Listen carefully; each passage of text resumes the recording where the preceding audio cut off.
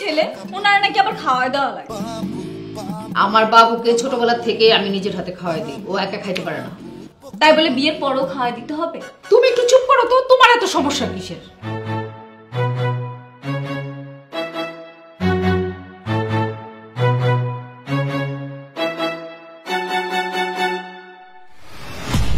বাবু, এই বাবু, বাবু ওঠ। এই বাবু দরজা খোল। এই বাবু।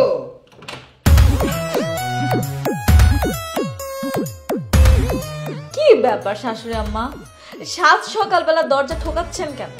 কত বেলা হয়েছে, এখন পর্যন্ত ঘুমাইতেছো কেন? এই বাড়ির একটা নিয়ম আছে, এত বেলা পর্যন্ত কেউ ঘুমায় না। আপনি আসলে কেমন বলেন তো? আপনার কি ন্যূনতম চক্ষু লজ্জা নাই?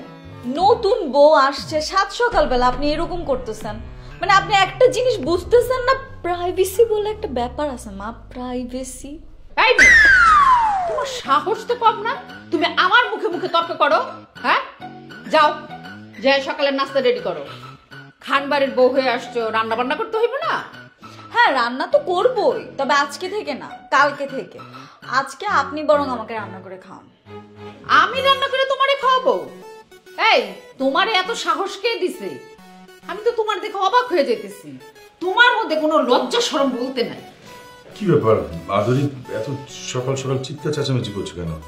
আব্বাজান, আপনি বলেন তো, নতুন বউকে কি কেউ এভাবে বকাঝকা করে? আমি ঘুমাইছিলাম, ঘুমের মানুষকে ডেকে বলতেছে নাস্তা বানাইতে, এটা কি কোনো কথা? আমি ওনাকে এত করে বললাম যে আমি এই বাড়ির নতুন বউ, আজকে নাস্তাটা আপনি বানান, কালকে থেকে আমি নাস্তা বানায় খাওয়াবো। ও মা, বলার সাথে সাথে উনি আমার সাথে রাগারাগি শুরু করে দিচ্ছে। মাধুরী, নতুন বউ, মানুষের কাছে বলে মানুষ কি বলবে? আর চলো তো, আজকের মতো একটু ধৈর্য ধারণ করো, একটু সহ্য করে যাও না, বললোই তো কালকের থেকে রান্না করবে। আসো, আসো তো।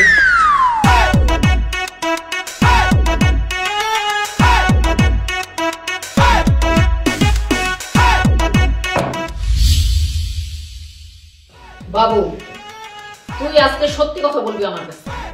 কোনো কথা যদি তুই ঢুকাস, তাহলে কিন্তু তোর খবর আছে। এই মেয়ের পরিচয় কি, আর এই মেয়ের সাথে কি সত্যি সত্যি তোর সম্পর্ক আছে? মা, তোমার আমি কতবার করে বলবো, এই মেয়ের আমি চিনি না, জানি না। তুমি তো আমার মার্কেটে পাঠাইলা, সেখানে যাচ্ছিলাম, এই পোলাপান দিয়ে আমার উঠাই নিয়ে গেছে, তারপরে কাজী অফিসে যায় বিয়ে পড়াই দিছে।